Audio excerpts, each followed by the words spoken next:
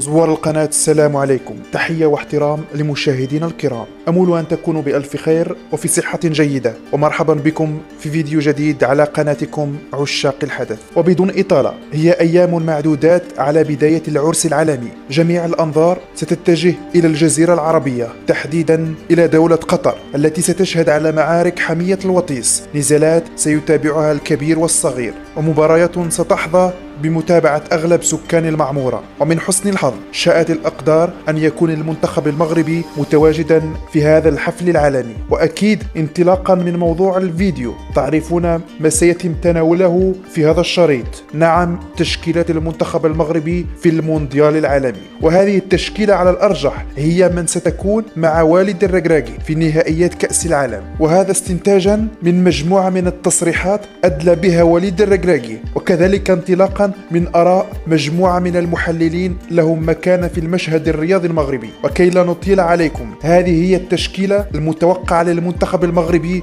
مع وليد الركراكي. لكن قبل الخوض فيها، فضلا وليس أمرا، لا تبخلوا علينا بالاشتراك في القناة والإعجاب بالفيديو لتشجيعنا على تقديم المزيد، وشكرا لكم. والبداية ستكون مع حراسة المرمى، وهنا الأمر حسم بشكل نهائي. الرسمية ستكون للحارس الذي فاز بجائزة زامورا كأحسن حارس في الليغا الإسبانية، كما حل أيضا في المركز التاسع عالميا في جائزة ياشين المقدمة من طرف جريدة فرانس فوتبول الفرنسية. وهنا أتحدث على الحارس العملاق ياسين بونو الذي أعطى مزيدا من الأمان والاطمئنان للمنتخب المغربي. على المستوى الدفاعي، أعتقد أن وليد الركراكي حدد الثنائي الذي سيكون في الرواق نظرا لما قدموه في الآونة الأخيرة من سخاء وعطاء يشهد به الجميع. الأول يقارن بأظهرة عالمية إن لم يكن أحسنهم، والثاني أزاح ظاهر عالمي وأجلسه على بنك الاحتياط، وأبان على صلابة دفاعية، وفي ظرف وجيز كسب قلوب البافاريين. وأكيد الكلام هنا على مزراوي وأشرف حكيمي، ظاهران عالميان يعول عليهما كثيرا من أجل قيادة أسود الأطلس إلى تحقيق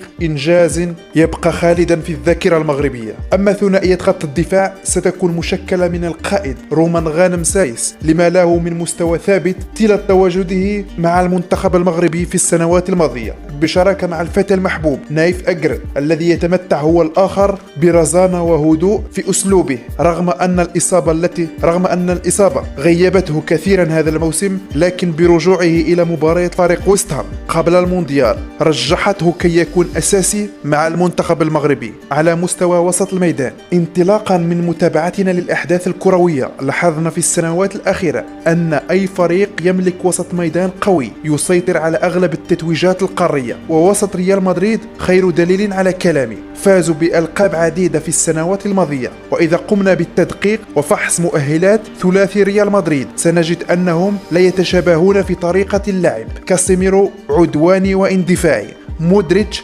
يجيد المراوغات والربط بين الخطوط بالطريقة السلسة، بينما كروس يجيد التمريرات الطويلة والتحكم في رتم المباريات. لهذا وسط ميدان المنتخب المغربي أفضل فيه أمرابط سفيان الذي يقوم بأدواره الدفاعية بشكل جيد ويمتاز بالقوة البدنية على مستوى الالتحامات. كما أحبذ أن يتواجد إلى جانبه سالم أملاح الذي لا يتوقف عن الركض، ما يجعل الخطوط متماسكة. وغياب سالم على مباراة الباراغواي أوضحت هذا الأمر. والضلع الذي يكمل هذا المثلث هو أمين حارث، نظرا لتطوره الرهيب هذا الموسم مع فريقه مارسيليا الفرنسي، حيث الطريقة التي يلعب بها تشبه كثيرا أسلوب عز الدين أناحي، ما يعني لاعبان بنفس الخصائص لا يجب أن يلعبان في نفس التشكيلة، لأن وجود ثنائي معا يضعف التشكيلة. وهذا تأكد في مباراة الباراغواي كذلك، حيث الاثنان كانوا بعيدين كل البعد على مستواهم الحقيقي. في خط الهجوم، الركراكي صرح أكثر من مرة أنه لا يعتمد على المهاجم التقليدي أو ما يسمى بلاعب الصندوق، ما يعني أن المدرب